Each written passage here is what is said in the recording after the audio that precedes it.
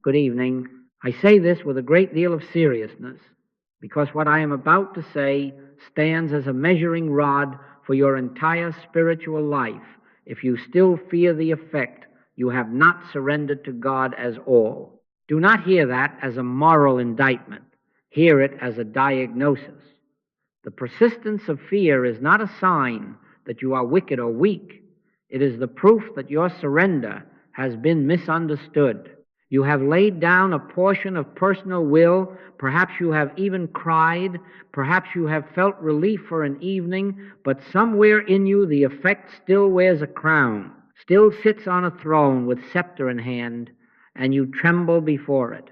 What is this effect that makes you uneasy? I am not speaking only of one thing. An effect is every appearance that seems to be able to hurt you or to bless you.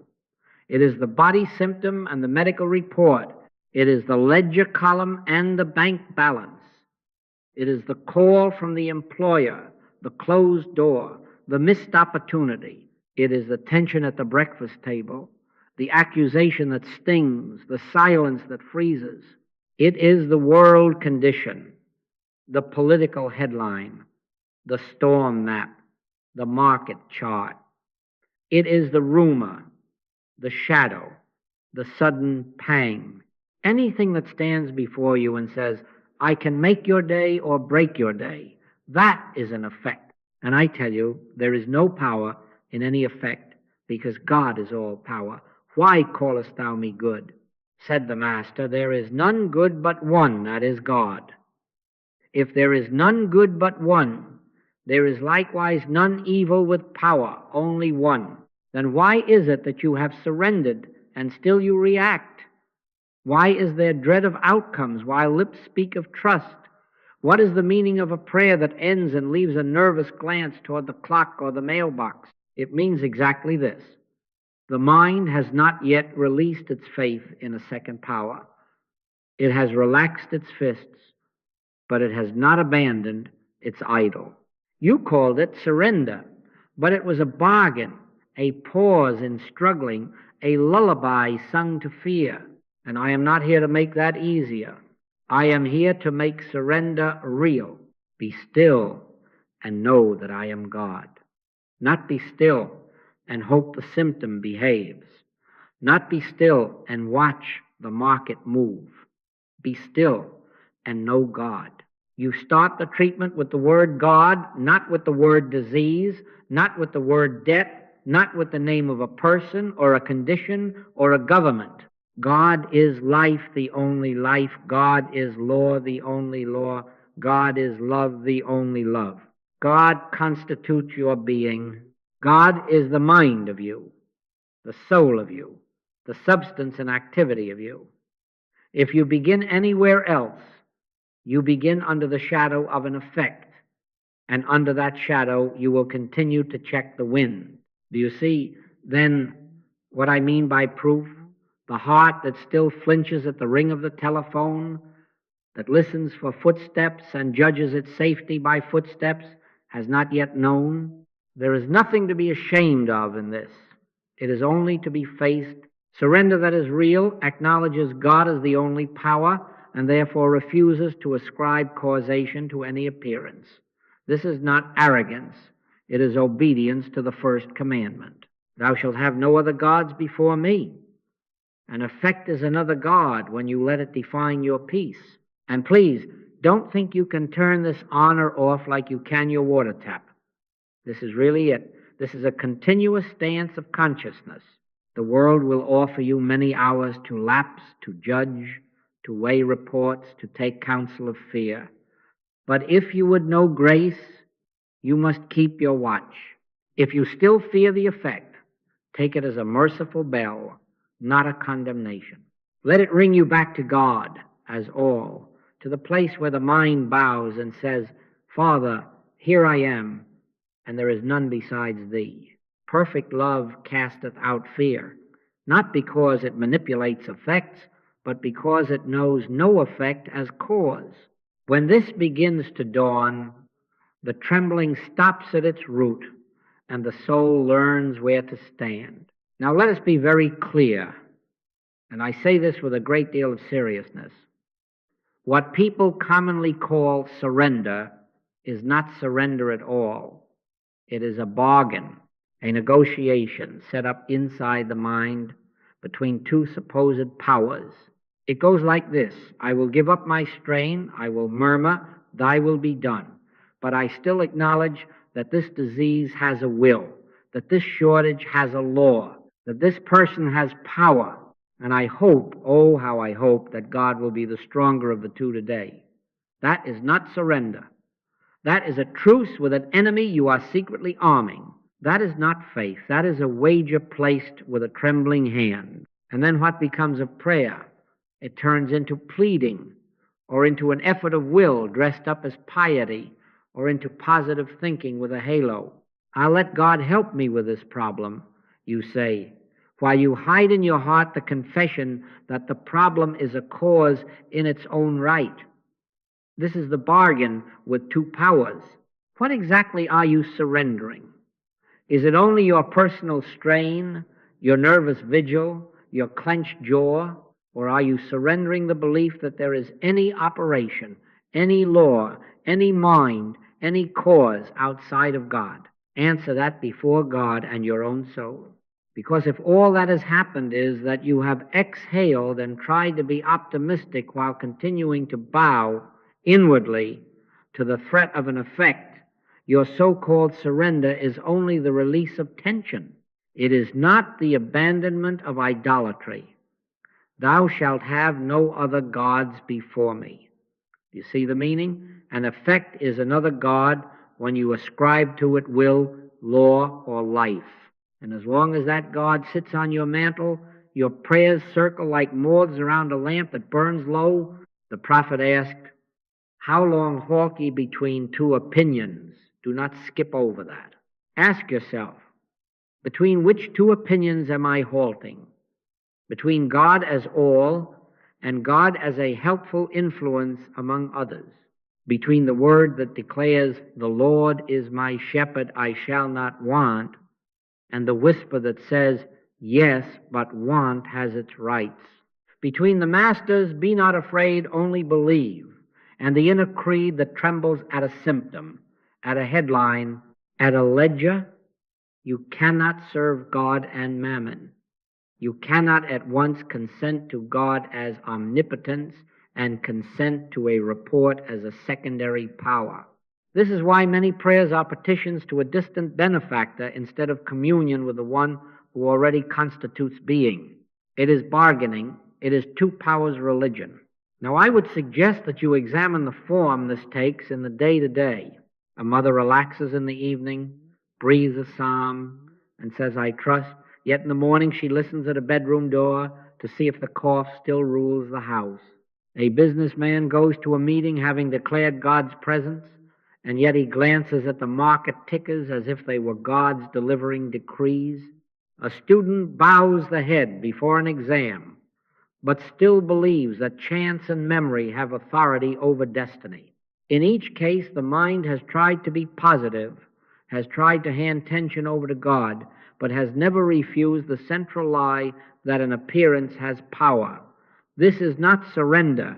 It is cosmetics applied to fear. Do not misunderstand me. I am not disparaging restfulness or the sweet relief that comes when you lay your burdens down for a moment, but I must not flatter you. Mere relaxation is not spiritual realization. Affirmation repeated over a quiver is not the treatment. Surrender is not accomplished until the belief in a second power has been named, faced, and laid on the altar. Why callest thou me good? There is none good but one, that is God. And if there is none good but one, there is likewise none evil with power.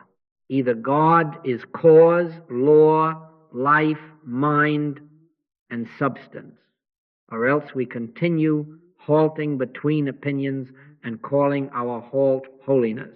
This is where most surrender fails, and I know this. They have not faced the nature of error. They have not brought the belief in good and evil causation up into the light and held it there until it loses authority. They have said God, but they have not stopped worshiping appearance. And so I say, before we go further, let us recognize the bargain for what it is and refuse it.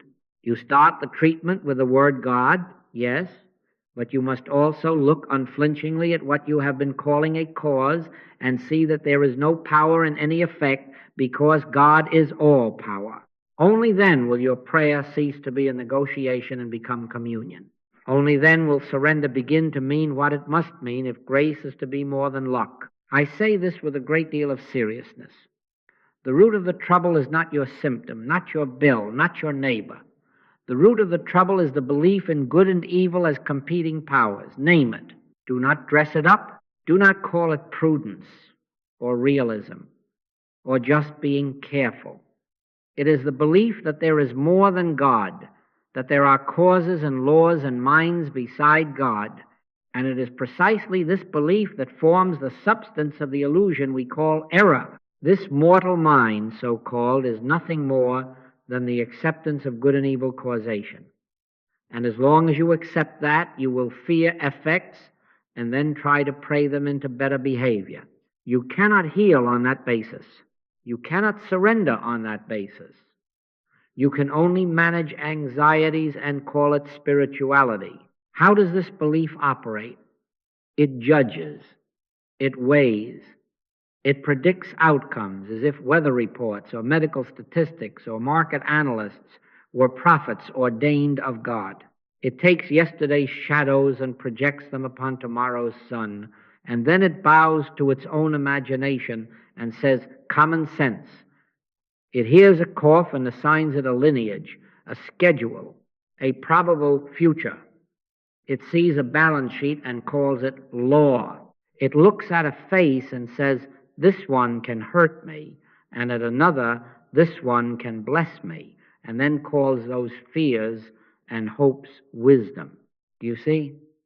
The belief in two powers first divides, then interprets, then reacts, and finally enthrones its reaction as truth.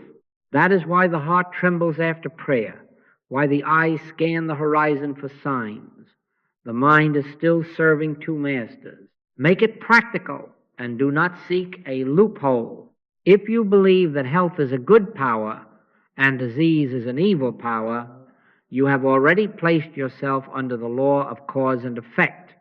You have returned to the knowledge of good and evil, and you will reap fear because you have admitted that effects can do something to you. If you believe that abundance is a good power and lack is an evil power, you will consult your supply as a god and your shortage as a devil, and you will live in the anxiety of worshippers who must please both.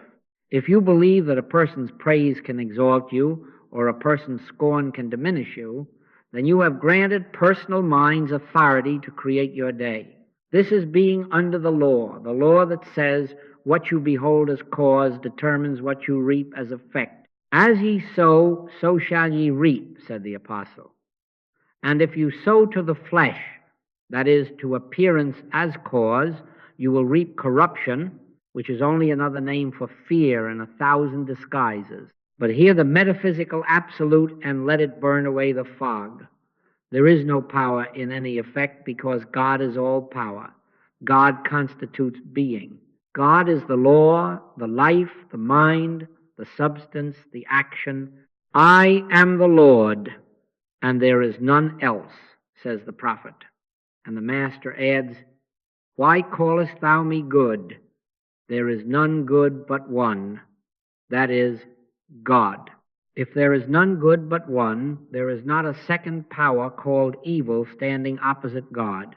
There is only the appearance that seems to be something, and that appearance derives all of its seeming from your consent to the belief in two powers. Withdraw the consent, and you withdraw the life of the error. I am convinced of this. Until that belief is faced and abandoned, symptoms and conditions will continue to demand your attention like insistent children tugging at a sleeve, and you will continue to look down instead of up, out instead of within, counting and measuring and bargaining. You will pray, and then you will check the body. You will declare truth, and then you will open the mail as if the envelope were an oracle. You will speak of God and still live by reports. And I tell you, that is not surrender, that is servitude to appearance. The charge, then, at this point is not to make effects behave, but to uncover where in you the allegiance lies. Choose you this day whom ye will serve. Choose one. Refuse the ancient habit of dividing life into favorable and unfavorable powers. Refuse to let the mind set up courts of judgment in which appearances are tried and exalted or condemned. Come to the first commandment and stay there. Thou shalt have no other gods before me. Until your heart consents to that, you live under law, and you will fear. When your heart consents to that, surrender becomes possible, and fear, having lost its argument, begins to dissolve. And then grace, no longer luck, no longer the good days of a two-power world, becomes tangible as the natural evidence of one. Let us now take the scripture not as a tale of long ago, but as the X-ray of consciousness. In the second chapter of Genesis, you come under the law of good and evil, and then in the third chapter you witness its immediate fruit. I heard thy voice in the garden, and I was afraid, because I was naked, and I hid myself. There is the whole problem in one breath: fear, shame, and the reflex to hide. And what precedes it? The acceptance of the knowledge of good and evil as causative law. Do you see the sequence? First, the mind consents to two powers. Next, it feels exposed before those powers. Then it fears. Then it hides. That is the biography of mortal mind. Now translate hiding into modern dress, and you will recognize your own habits.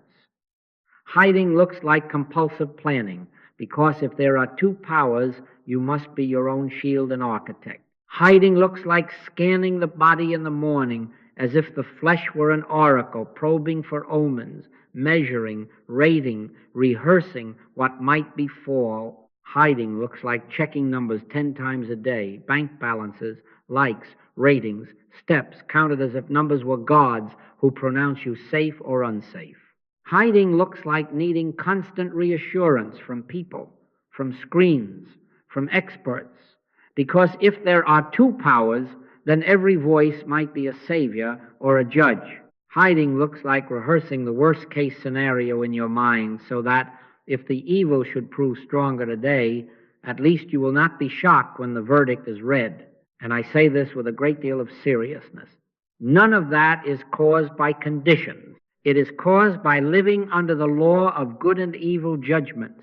Watch how the mind becomes a courtroom when it eats of that tree. It summons appearances as witnesses. It seats itself as judge. It swears you in as defendant. It receives exhibits, symptoms, statements, statistics, and then it renders verdicts: good, bad, safe, dangerous, for me, against me. And then what is prayer in that atmosphere? Prayer becomes an appeal to a higher court to reverse the lower court's decision. O God, let this condition be declared not guilty. That is not communion, that is litigation. And litigation presumes two powers contending for a verdict. Under that law, fear never fully leaves, because a new piece of evidence can always appear at the door. Let us be very clear. This is not a condemnation of you as a person. This is a diagnosis of a state called mortal mind, the acceptance of good and evil as causative. The carnal mind is enmity against God, says the apostle, not because it is wicked in the sense of moral scandal, but because it is divided. It posits a kingdom split between light and shadow. In that divided realm, shame is native. Who told thee that thou wast naked? And fear is logical, and reaction is inevitable. And as long as you live there, you will pray, and then you will check, you will affirm, and then you will peep to see if the jury has returned. But hear the word of release. Ye are not under the law, but under grace. To move from law to grace is not to transport your body from Eden to a church. It is to withdraw consent from the belief of two powers and to dwell in oneness. It is to refuse the courtroom altogether. It is to come out from among the trees and stand in the presence that asks not for your defense, but for your recognition. I am. In grace, prayer is not an appeal. It is communion. In grace, there is no evidence to weigh because there is no second cause to oppose God. In grace, perfect love casteth out fear, not by manipulating appearances, but by revealing that there is no power in any effect because God is all power. So I say, take Genesis as a mirror. When you catch yourself hiding behind plans, behind numbers, behind forecasts, know what has happened. You have come under the law of the knowledge of good and evil, and fear is the tax you are paying to that government. Then not stop the body from breathing, not stop the world from turning, stop the consent. Refuse the courtroom in your own mind. Return to the first commandment and stand there until the fig leaves fall of themselves. That turn is the beginning of grace, and that turn is the end of fear's logic. For in the light of one, nothing remains to hide from, and nothing remains to plead against.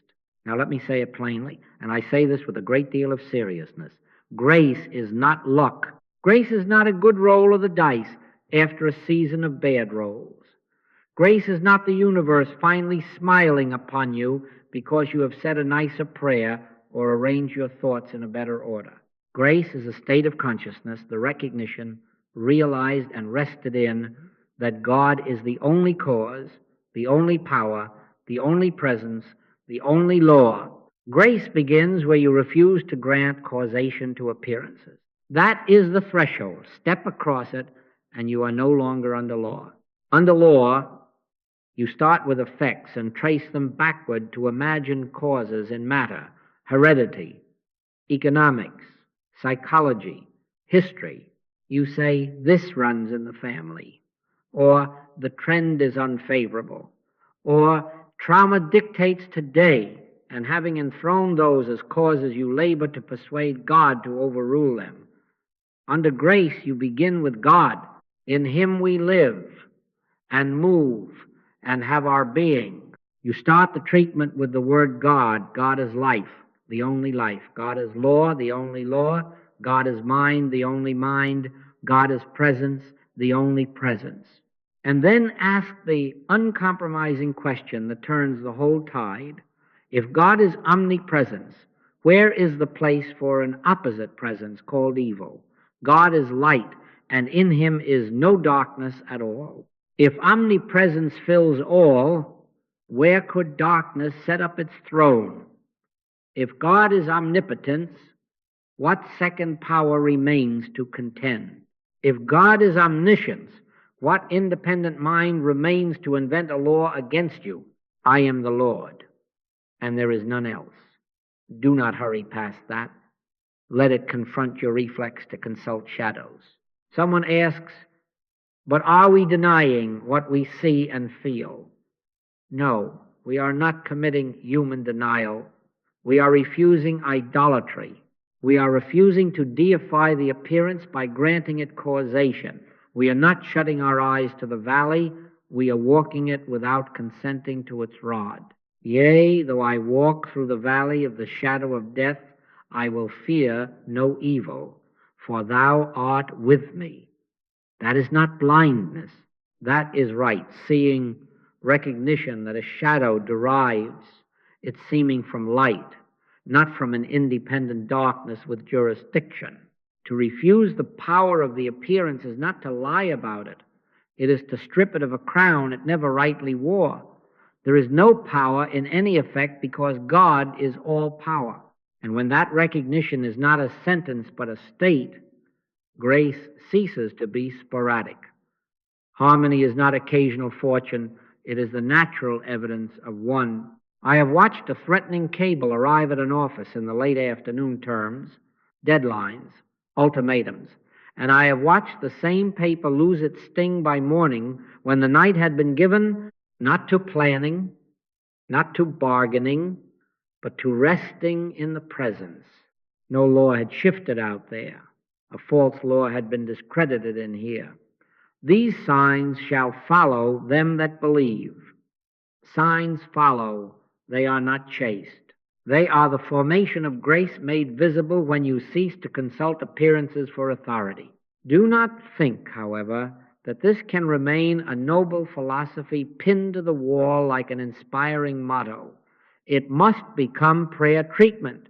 It must be practiced until it is your very atmosphere. This recognition begins every treatment. Start with God. Then, and we will take this up in its order, you face the nature of error until it is clearly seen as non-causative, and then you wait, speak, Lord, for thy servant heareth, until the inner assurance comes that God is on the field.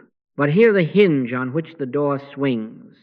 Grace begins precisely at the moment you stop treating the world as cause and refuse to let a report, a symptom, a balance sheet sit in the judgment seat. Whither shall I go from thy spirit? Or whither shall I flee from thy presence? Nowhere. And if nowhere, then here where you stand. Grace is not luck, but law fulfilled. The law of spirit, the reign of one, realized and allowed to be what it is. Now we come to the first part of the work, and I want to say it so plainly that you cannot mistake it. You start the treatment with the word God. Not with a diagnosis, not with a bank statement, not with memories of yesterday's pain or tomorrow's forecast. You do not start with a person, yourself, or another, because to start with a person is to start with effect. You start with God because God is cause. Hear, O Israel, the Lord our God is one Lord, one, not two. I am that I am. If you begin by naming the problem, you have already granted it a seat at the table, and then you will ask God to be the stronger partner in a negotiation you have set up. We do not negotiate. We acknowledge one. Therefore, begin. God is. God is life, the only life. God is mind, the only mind. God is love, the only love. God is law, the only law. God is substance, the only substance. God is spirit, the only presence. God is power, the only power. God constitutes being, not as poetry, but as fact. In him we live and move and have our being. Of him and through him and to him are all things. All things were made by him, and without him was not anything made that was made. Let the cadence do its work on your inner ear until the reflex to consult appearances begins to lose its fascination. God is not an influence among influences. God is the reality out of which all true influence flows. And now the pivot that must be made in identity, or else the words remain outside of you like weather. You are not a human being seeking God. God is being expressing as individual identity. I and my Father are one. It is no longer I that live, but Christ liveth in me. Do not make the mistake of saying, I will get God to come into my body, into my business, into my home. God constitutes your being. God is the life of you, the mind of you, the soul of you, the substance and activity of you. When you say health, do not picture a private reservoir you are trying to fill. See that health is God being itself where you are. When you say supply, do not picture coins and contracts marching at your command. See that supply is the presence of God as sufficiency, the law of God as order, the love of God as unwithheld good. Start with God until I is no longer a frightened island, but a transparency for one. Understand also the target of treatment, or else you will stumble in the old circle. The treatment is not given to a body or to a bank account or to a relative. The treatment is given to God, and the practitioner, your own consciousness doing the work, is the only one who ever receives a treatment. What does that mean? It means that the lifting must occur in you from believing that effects are causes to resting in God as all cause. Until your own awareness is established, however briefly. In the realization that God is the only presence and power, you will keep one eye on the truth and one eye on the symptom, and the double vision will betray you. You do not stare down the lump, the letter, the headline. You acknowledge God. You do not argue with the picture. You enthrone the presence. As this shift occurs in you, you will find that you can look out upon the same world and not tremble, because you are no longer taking your cues from it. Be still and know that I am God is not addressed to flesh. It is addressed to consciousness. I must warn you tenderly but firmly. If you stop here, you have made a beautiful speech to yourself and perhaps felt a sweet warmth, but you have not yet completed the work. Many have recited truths of God and then rushed back to watch the world for a verdict. That is not surrender. That is inspiration interrupted by fear. This first part establishes the only reality and the constituting principle of your being. Without it, there is no foundation. With it, you are ready for what most omit, what I will not let you omit, the facing of the nature of error until it loses authority. We will not hurry there, but know this. Starting with God is not a charm. It is the ground on which you will stand when you look squarely at appearance and refuse it power. Only then does the word God cease to be a preface and become your life. Now, this is the missing part, and I say this with a great deal of seriousness. You must face the nature of error until it loses authority. Do not pass it lightly as if saying God were a charm that erases appearances without exposing the lie that props them up. What is the nature of error? It has no power, no presence, no law, no substance, and no intelligence. It does not think. It is not self-animated. It is not a cause. It exists only as an appearance in the realm of the belief in two powers, and it survives only by your consent to that belief. Therefore, in the first part of treatment, you establish God as all. In this completing element of truth knowing, you look straight at the appearance, not to wrestle it, not to fear it, not to bargain with it, but to strip it of a crown it never rightfully wore. You say, and you mean, there is no power in any effect because God is all power. There is no power in pain, no power in prognosis, no power in lack, no power in opinions. Do not argue with me that the pain is sharp, the prognosis signed, the shortage measured, the opinion loudly broadcast. I know that. I live in this world too. But I am not under its law. Judge not according to the appearance, but judge righteous judgment. Righteous judgment is the recognition of oneness, and in oneness no second power remains to contend. Every plant which my heavenly Father hath not planted shall be rooted up. If the Father did not plant a law of disease, it cannot stand as law.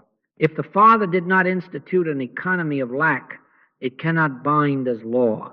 If the Father did not ordain another mind to decree against you, that mind has no power at all except the power you lend it. Hear the Master before Pilate.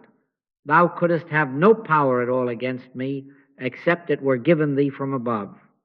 When you take that into your marrow, you cease trembling before opinions, before diagnoses, before courts of human judgment, because you know the only authority is the one.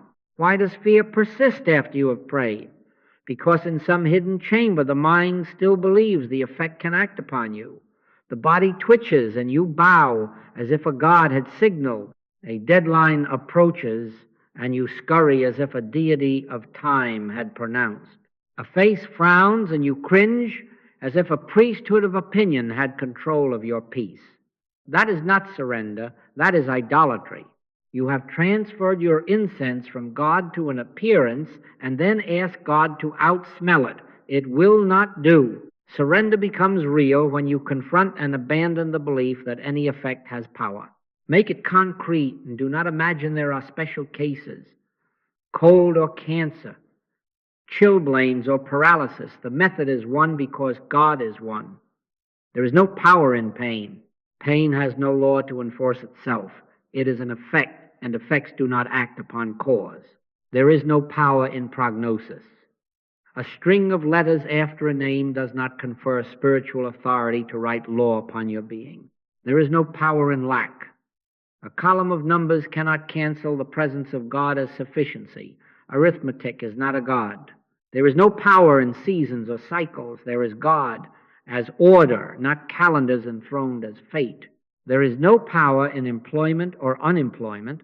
There is God as activity and unfoldment, not personnel decisions as your creator. There is no power in loneliness. There is God as the infinite one, expressing as companionship, not the absence of a particular face as doom. There is no power in conflict. There is God as peace and law, not somebody's temper as a second almighty. Do you see that every case is the same case? Not because the symptoms look alike, but because there is only one to begin with. In practice, then, you do not shout at the appearance, nor do you flatter it with elaborate rebuttals. You look it in the face with the quiet certainty that it has neither law nor life. You declare not to change it, but to awaken in yourself the recognition of what is already true. There is no power in this effect because God is all power. You may have to say it many times, not as a chant to wear God down, but as a chisel to free your consent from the stone of two-power belief. You may add, as the Spirit gives utterance, this has no mind to think itself, no law to perpetuate itself, no substance to sustain itself, no presence to oppose omnipresence. Get thee behind me. And you do not stop until within a certain weight falls off the scale. Something stands revealed as nothing, and you know it. This is not human denial. This is spiritual discernment. The valley may still be there to the sight, but it has lost its rod and its staff to the heart. No weapon that is formed against thee shall prosper, not because you have learned to parry more cleverly, but because you have withdrawn the only element that prospered it, your belief in its causation. When this recognition has been established, God as all, error as non-power, you do not strain for results, you do not run back to the world for a verdict, you do not put the appearance on a stopwatch, you come to the second part of the work, you wait. Speak, Lord, for thy servant heareth. In quietness and in confidence shall be your strength. Having removed the idol from the altar, you sit before the living God, and in that stillness the assurance comes not from argument, but from presence, that God is on the field, that grace is the law here, and that nothing remains to fear, because nothing remains to oppose the one. Now in this waiting there is no pleading, there is no persuading, there is no decorating truth with adjectives to make it prettier. There is only communion. Speak, Lord, for thy servant heareth. We have established God as all. We have faced the nature of error and withdrawn consent from its pretense. And now we take our hands off the wheel. This is not passivity. This is the highest activity of spirit. For in this silence you are not making God do something God is. You are not coaxing a result. Grace is the law. You are not listening for information. The Lord is in his holy temple. Let all the earth keep silence before him. In that silence there is a holy stillness. And I tell you frankly, the proof of surrender is the stillness that comes when you stop wrestling effects and rest in God's omnipresence. What are you listening for? Not words, not sentences, not a plan of action to rush out and execute. You are listening for assurance. Be still and know that I am God. You are waiting until within there arises a quiet certainty that God is on the field, that the appearance never had a power to begin with, that you are not under the law but under grace. Sometimes that dawns like the faintest whisper, the still small voice. Sometimes it settles like a weight of peace upon the heart. The peace of God, which passeth all understanding, shall keep your hearts and minds. And when it has come, even as a breath, you will recognize it by one unmistakable sign. The impulse to check the effect is gone. The mind is no longer craning its neck to see if the paper has changed, if the body has moved, if the account has grown. It is content in omnipresence. That contentment is not indifference, it is dominion. Do not time this. Do not set a clock upon God and then fidget to make the Spirit meet your schedule. Don't think you can turn this on or off like your water tap. I have watched students go into the silence with a kitchen timer ticking beside them.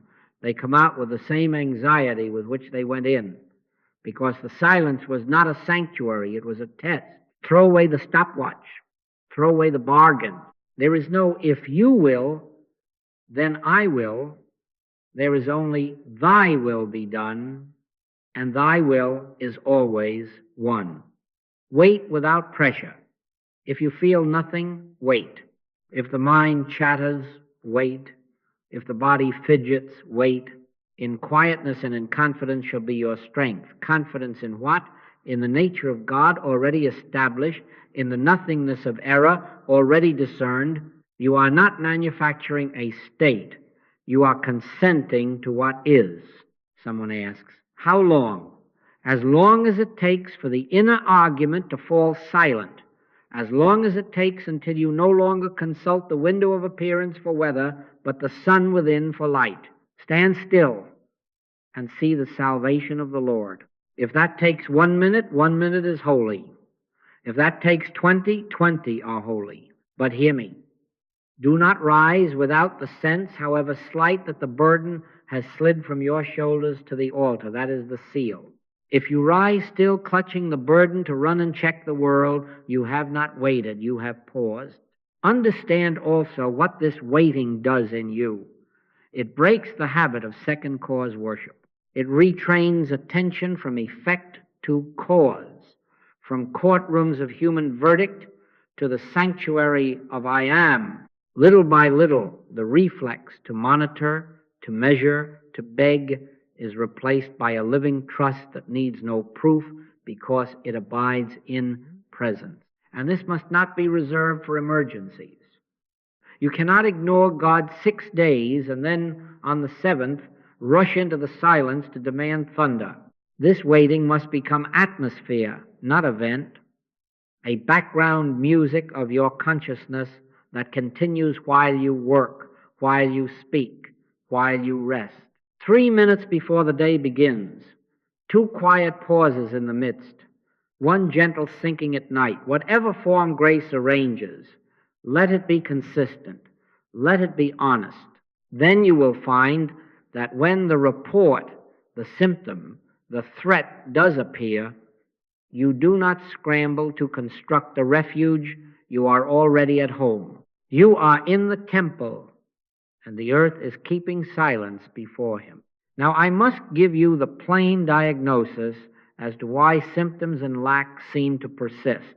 And I say this with a great deal of seriousness. You meditate, you pray, you even come to a touch of assurance, and then you go back to watching the world to tell you what is true. You check the body 5 minutes after the amen, you refresh the account, you scroll the headlines, and in that act you hand the gavel back to appearances. You have enthroned the effect and asked it to certify whether God has been God this morning. That is why the shadow lingers. Not because it has law, but because you have given it the only law it can know, your consent. Let us be very clear so that you cannot miss it. Waiting for an effect to change before you permit yourself peace is a confession that the effect is power. Thou shalt have no other gods before me is not first a command carved on stone. It is a diagnosis of consciousness. When you say, I will be at rest when the test comes back clean, I will rejoice when the order ships, I will breathe when the balance rises, you are bowing at the altar of a second God and naming it authority. Ye cannot serve God and mammon. You cannot watch omnipresence and monitor numbers as a law over omnipresence and then be surprised that anxiety returns. To behold a thing as judge is to worship it. To keep consulting the effect for your verdict is to make pilgrimage to an idol and call it prudence. Someone says, but if I do not keep on top of these things, am I not being careless? No, worry is not responsibility. Worry is faith in evil. Take no thought for your life, the Master said, and he did not add, unless deadlines are tight. Taking thought is the hallmark of living under law. It is the mind's courtroom, feverishly recalling witnesses for and against. Responsibility in grace looks like wise action proceeding from peace, not frantic, scurrying ministering at the shrine of appearances. You can make a phone call, you can keep an appointment, you can balance a ledger, but if you do it to appease a God you fear, you are back under the tree of good and evil, and the fig leaves itch again. Here is the corrective question that must become a sentinel at the door of your mind. What am I consenting to right now, God as all, or appearances as powers? Put it to yourself in the exact moment the urge to check rises.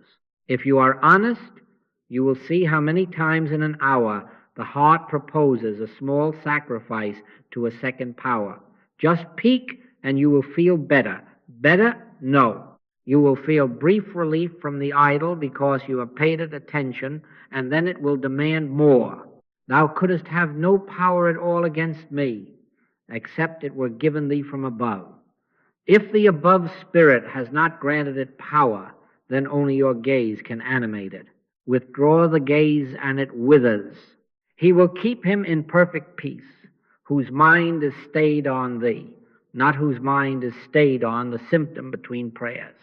This is why I have insisted that the practitioner is the only one who ever receives a treatment. The shift must occur in you from effect watching to God knowing. Otherwise you will treat beautifully and then immediately cancel your own work by running to the world for validation. Don't think you can turn this on or off like your water tap.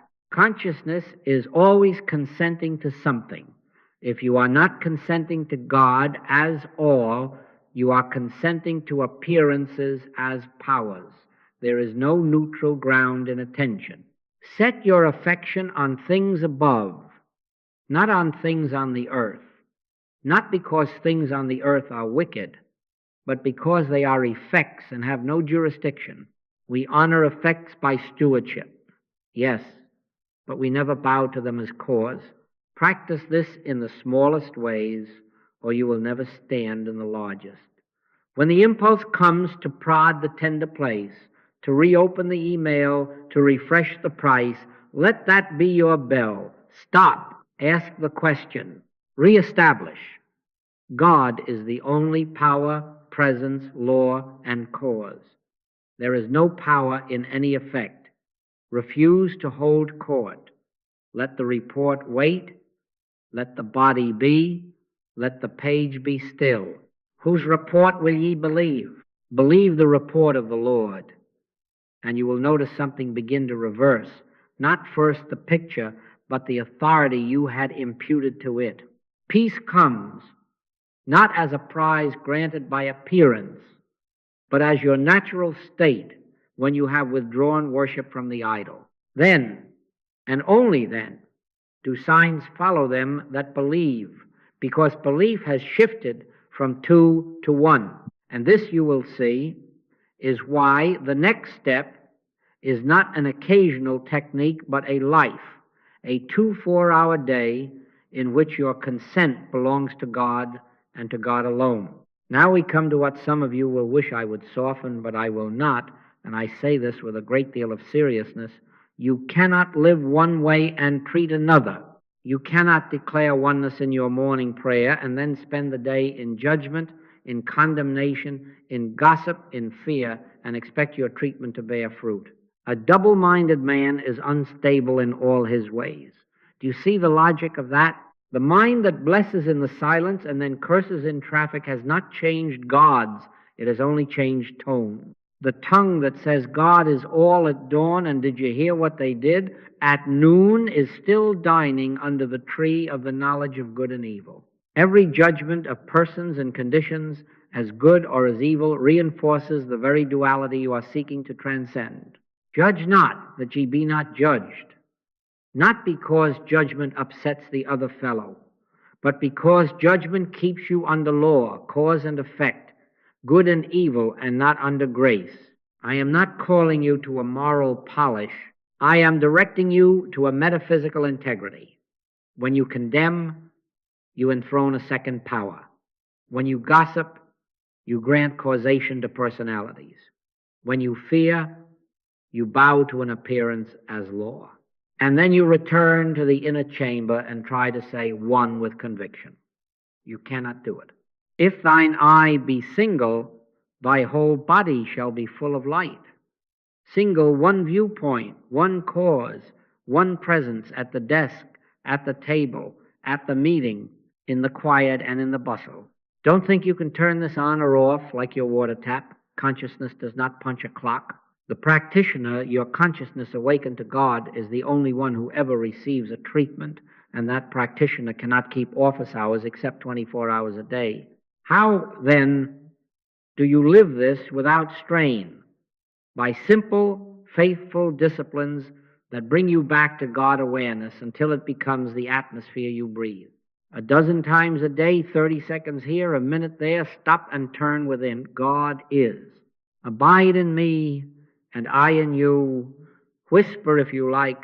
Speak, Lord, for thy servant heareth, and then be still long enough to feel again that there is only one. When the impulse to judge rises about the news, the neighbor, the body, let that be your bell. Do not hold court. Refuse to place the appearance on the bench.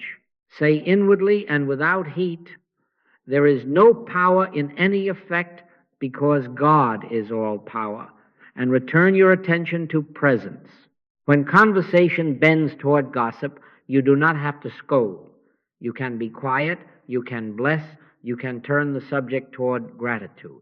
Let the words of my mouth and the meditation of my heart be acceptable in thy sight. In practice, that means your speech and your silence both bear witness to. 1, establish anchors in your day. Before you step into the stream of activity, 3 minutes of acknowledgement. God is life, law, mind, presence, power.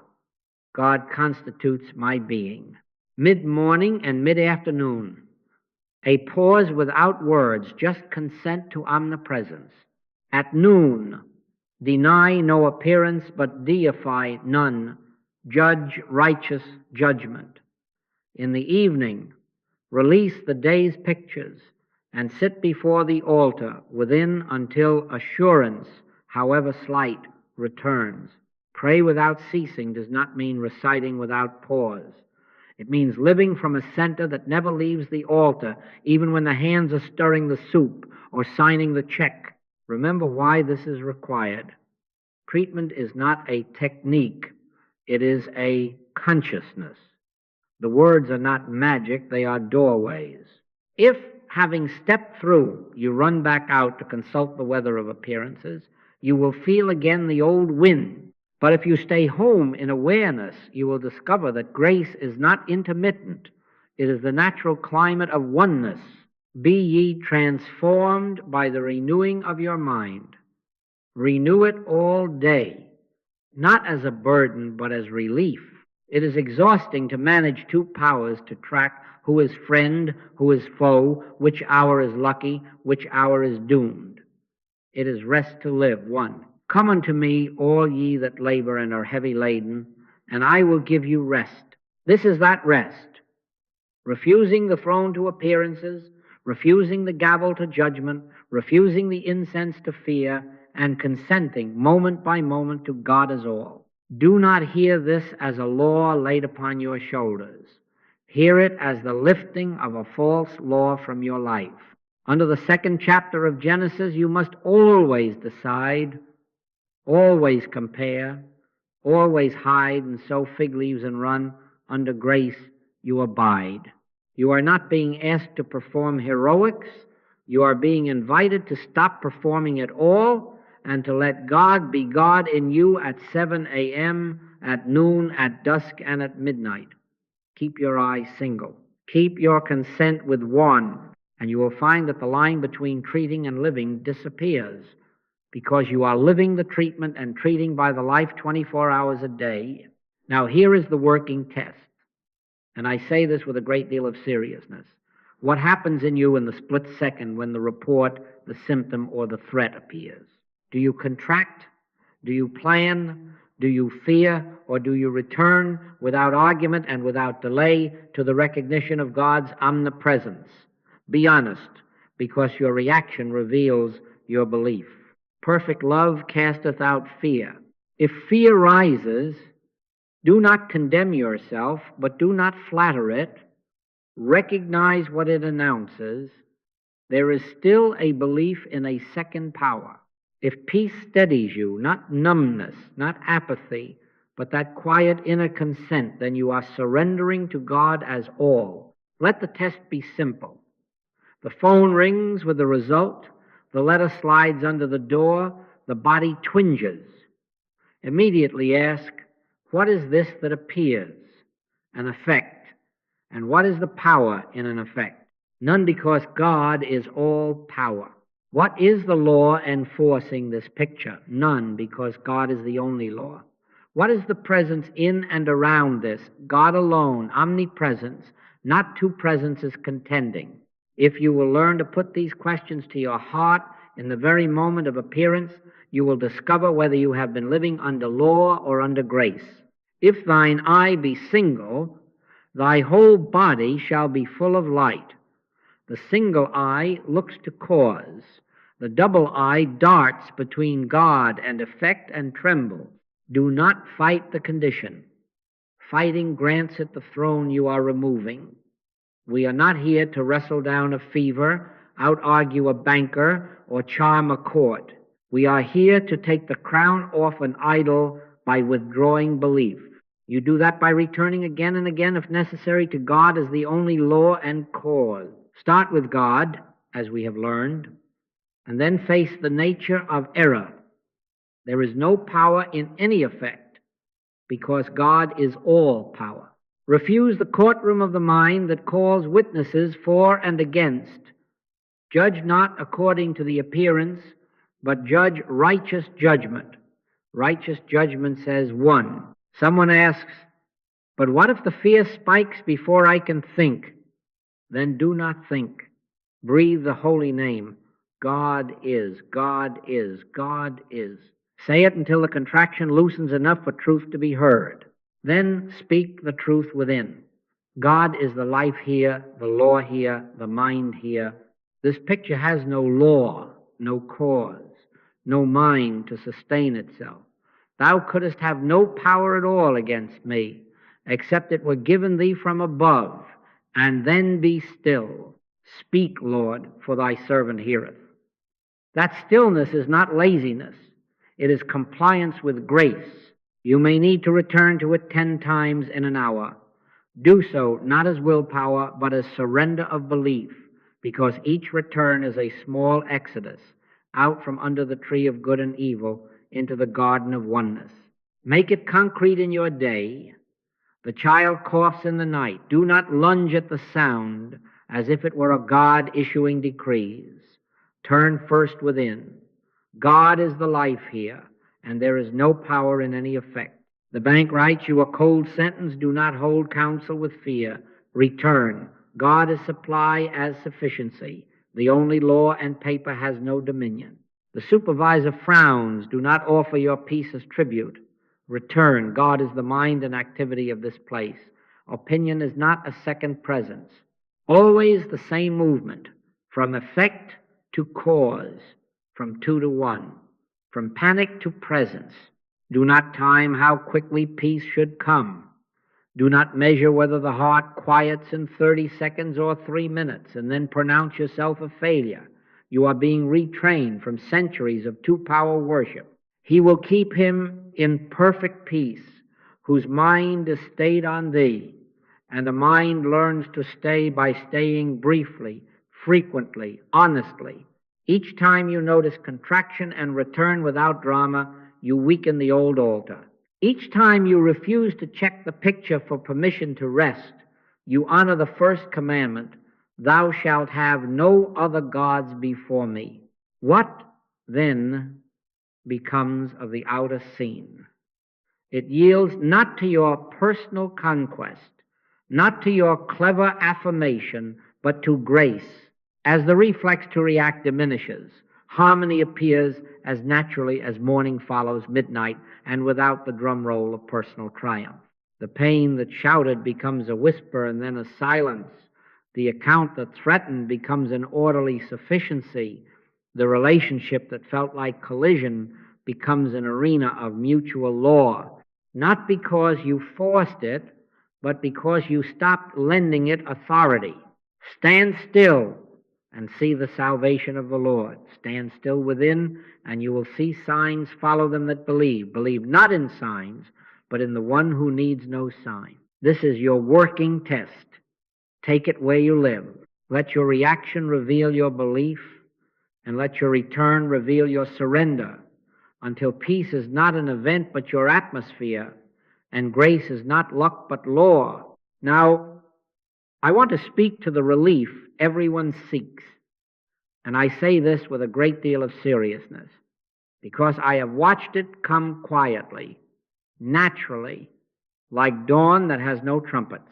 When the eye is no longer divided, the body and the life take their cue. If thine eye be single, thy whole body shall be full of light. Do you see the order? We do not twist matter to behave. We do not coax circumstances to brighten. We do not demand that the picture report to our preference. We do one thing. We consent to oneness. We yield the belief in two powers. We refuse to grant authority to appearances. We establish God as the only cause, the only presence, the only law, and harmony appears as the evidence of grace, not as a prize earned, not as a miracle that breaks law, but as the natural function of a consciousness no longer fragmented. Why does the body change? Because the image it carried was sustained by its law, your consent to a second cause, and when that law is withdrawn, the image has nothing to sit on. Thou couldst have no power at all against me, except it were given thee from above. If the above spirit has not granted it law, only your gaze could animate it. When the gaze returns to God as all, what supported the appearance dissolves, and the appearance dissolves with it. It is a shadow leaving at sunrise. You do not wrestle a shadow. You let the Son of Righteousness rise with healing in his wings, and the floor becomes simply floor again. Do you see? Error has no mind, no law, no cause. It is a belief in good and evil. Remove belief, and the scaffolding drops. Guard yourselves here.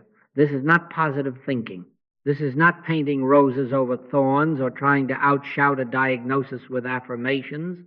This is the yielding of consciousness to truth until assurance is present. Be still and know that I am God. Assurance is not a stadium cheer. It is that holy quiet in which the need to check the picture is gone. Thou wilt keep him in perfect peace, whose mind is stayed on thee, stayed not periodically nudged.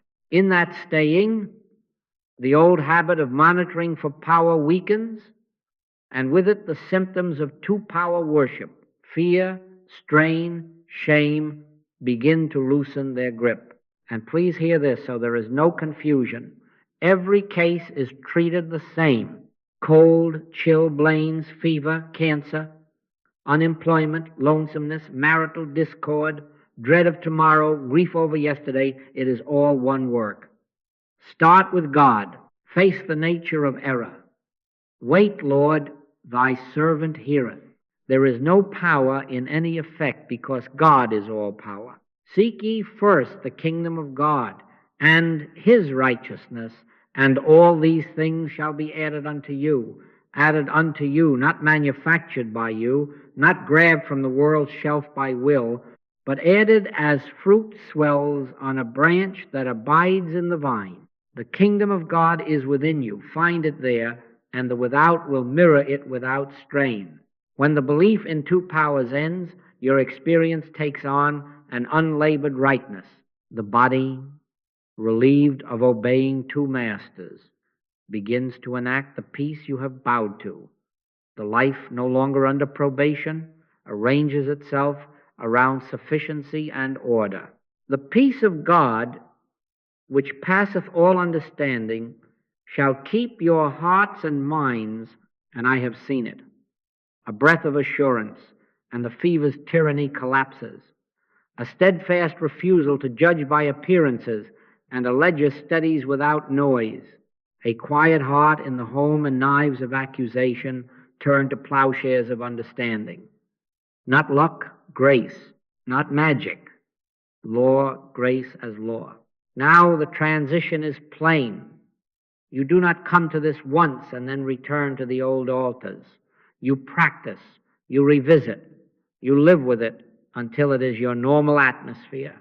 Don't think you can turn this on or off like your water tap. Return to the two-part treatment each day. Keep your consent with one each hour. Let assurance become climate, not event. Then, when the next report or symptom or threat strides onto your stage, you will not audition fear. You will stand in the same recognition. God constitutes my being. God is the life, law, mind supply here. There is no power in any effect. And you will watch with a quiet smile. You do not need to explain, as harmony appears not to impress you, but to witness to the one you have chosen. This is really it. Practice it until your very breath says one, and you will find that relief is not a visitor, it is your address. Now let me give you the charge, and I say this with a great deal of seriousness. Surrender fails for most because they surrender only a mood, a tension, a personal will, and they keep alive the belief that there are powers apart from God to be managed, placated, or outrun. That is not surrender, that is bargain. True surrender is the lived abandonment of belief in any power apart from God. It is the yielding up of the second altar, thou shalt have no other gods before me. The fear of effects is the proof that the second altar is still standing. When you refuse it, your worship, and grant all causation to God alone, fear dissolves, and grace is not rumor but law. Ye cannot serve God and mammon. Choose and then live your choice. Here is the way, and I want you to be able to say it in one breath until it becomes your breath. You start the treatment with the word God. God is life, the only life. God is law, the only law. God is mind, the only mind. God is presence, the only presence. God is power, the only power. God constitutes my being. Then you face the nature of error. There is no power in any effect because God is all power. No law in a picture, no mind in a symptom, no cause in a threat. Refuse to grant authority to appearance. And then you wait. Speak, Lord, for thy servant heareth. Be still and let assurance rise. Be still and know that I am God. When assurance comes, the urge to check the picture is gone. That is the seal. That is surrender. Now for practice. Each day, several honest returns. Before the day begins, 3 minutes of acknowledgement. God is. Start every treatment with God, not with the problem. Through the day, short pauses, 30 seconds, a minute to consent again to omnipresence, refuse judgment, stop rehearsing evil in conversation and imagination, judge not that ye be not judged. Do not place persons or conditions on the bench. Do not hold court in the mind. When the report appears, do not monitor it for permission to rest. Return within and listen. End your periods, not in a flourish of words, but in silence. Wait, Lord, thy servant heareth. Let the evening close before the inner altar until a breath of assurance settle. Pray without ceasing, not babbling, but abiding. Abide in me, and I in you. I must warn you lovingly and firmly. Don't think you can turn this on or off like your water tap. You cannot live one way and treat another. You cannot declare one at dawn and then spend the afternoon worshiping two through fear, condemnation, and gossip, and expect grace to function as law. A double-minded man is unstable in all his ways. Keep your eyes single, and the law of good and evil will begin to fade from your experience. As you consent to one, you come out from under the second chapter of Genesis, under law, shame, reaction, and you come under grace. Be ye transformed by the renewing of your mind. Renew it until the old reflex to consult appearances loses its jurisdiction. Take this as your commission. Begin now and begin simply. Start with God. Face the nature of error. Wait in the holy stillness until assurance is given. Refuse judgment. Stop rehearsing evil. Practice these quiet returns until they cease to be practice and become atmosphere. And when the next report, symptom, or threat presents itself, do not audition fear. Stand where you have been standing. God constitutes my being. There is no power in any effect, because God is all power. Thou wilt keep him in perfect peace, whose mind is stayed on thee. Avail yourselves of every opportunity to hear this again inwardly. Hear it in the morning, hear it in the traffic, hear it in the meeting, hear it in the night until it is not a lesson you recall, but a life you are.